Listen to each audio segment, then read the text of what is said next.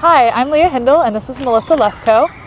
We're so excited that you're participating in Green Teacher Network's Native Plant Pollinator Garden event on April 15th. We wanted to make this video to give you a little more information about what's happening on that day, what you need to do before, and what you'll be getting in your garden kit. So we hope that this will answer any questions that you have and help you to feel prepared for this event. Before April 15th, there are a few things that you are going to need to do in order to make the day a success. First of all, you need to identify a site on your school grounds for the garden. It should be at least 8 feet away from the side of the building. We recommend a 4x10 layout.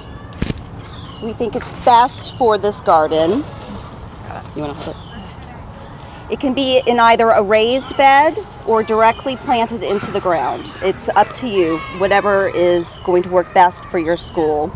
It should be in a sunny location and it should be close to a water source to make sure that the garden will be properly watered.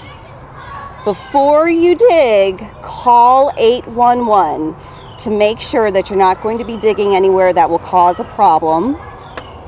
Make sure you get approval from your principal to do this garden planting.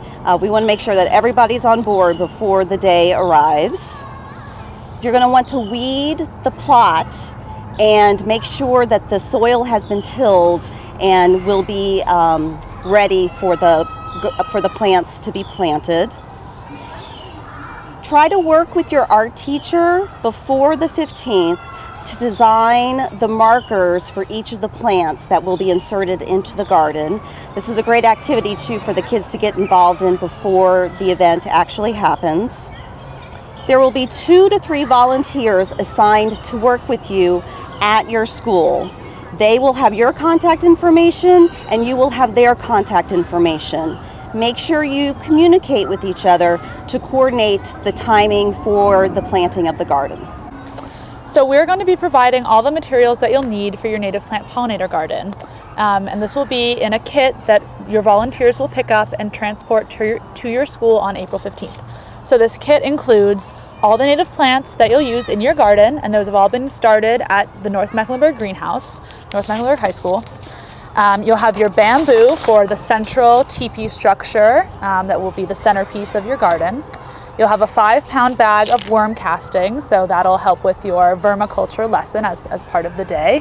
You'll have a native plant pollinator garden sign, which has Green Teacher Network as well as all of our sponsors for this project. And you'll have 2 copies of the garden guide, and that has lots of resources for you to use on planting day, after planting day. It goes through information about each plant, each pollinator, all sorts of great information that you can use. Now let's talk about what's going to happen on April 15th.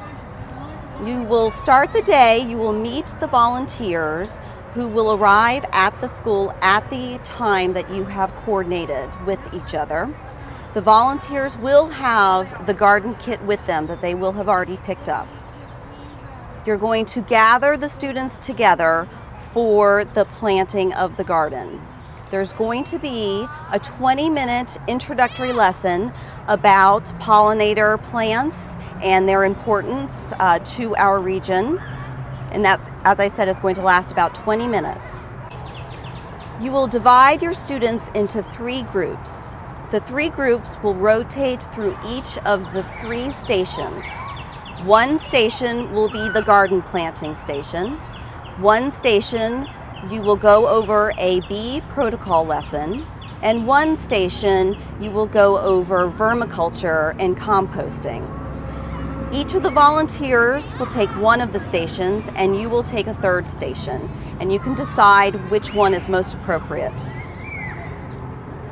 After the students have rotated through all 3 stations, you will gather in front of the garden next to the sign that has been planted, and you will take a group photo of the final garden.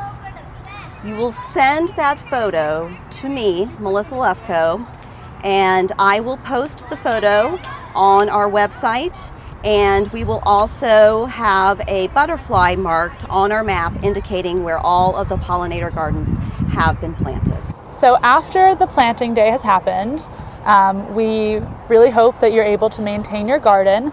These are native plants that should survive a long time with proper care after the first year, but you need to make sure that they are cared for during that first year after they've been planted. So we hope that you can find a group of students, volunteers, teachers to help water the garden probably once or twice a week depending on the weather, especially over the summer. So your garden will still be beautiful once the fall comes. So we want to thank you so much for participating in this event. We're so excited to see your beautiful gardens.